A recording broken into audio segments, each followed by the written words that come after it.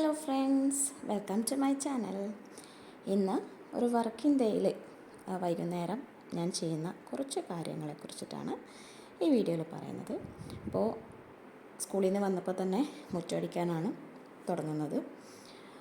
സാധാരണ ചായയൊക്കെ വെച്ച് കുടിച്ച് സ്നാക്സ് എന്തൊക്കെ കഴിച്ച് അങ്ങനെയാണ് പണി തുടങ്ങാറ്. ഇന്ന് നേരെ മുറ്റമടിക്കാനാണ് ഇറങ്ങിയത്.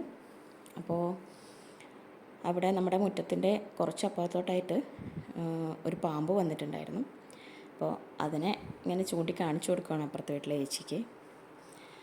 മുറ്റടിച്ചു, എല്ലാം വാരിക്കൂട്ടി കളഞ്ഞു. ശേഷം ചെടിക്ക് വെള്ളം നനയ്ക്കുവാണ്. ചെടിക്ക് വെള്ളം നനയ്ക്കുക എന്ന് പറയുന്നത് ഒരു മണിക്കൂർ നേരത്തെ ജോലിയാണ്. ഇവിടെയാണ് ആ പാമ്പ് നിൽക്കുന്നത്. അപ്പോൾ അത് കുറച്ച് സമയം അങ്ങനെ അവിടെ തന്നെ ചുറ്റിപ്പറ്റി കളിച്ചിട്ടുണ്ടായിരുന്നു. പിന്നെ ഞങ്ങൾ മൈൻഡ് ചെയ്യാൻ പോയില്ല, അത് തന്നെ അങ്ങോട്ട് പോയി.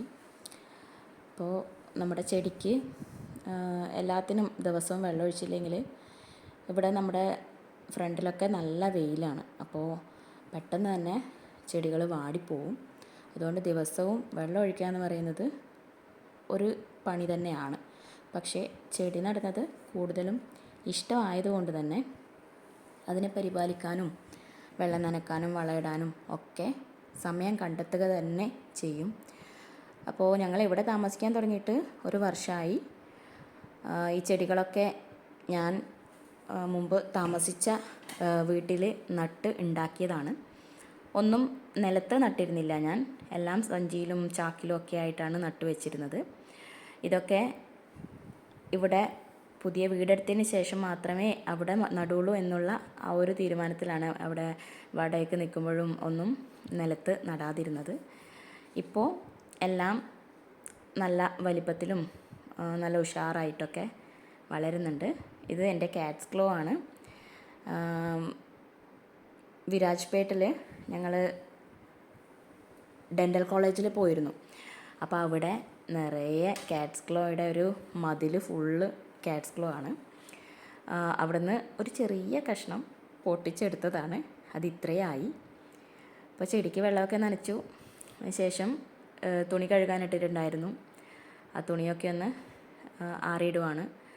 ഇപ്പോൾ വൈകുന്നേരം ആയതുകൊണ്ട് തന്നെ മുറ്റത്തിടാൻ പറ്റില്ല. അപ്പോൾ മേലെ അയൽ കെട്ടിയിട്ടുണ്ട്. അങ്ങനെ ആ പണി കൂടി അങ്ങ് ഒരുക്കാമെന്ന് വെച്ചു.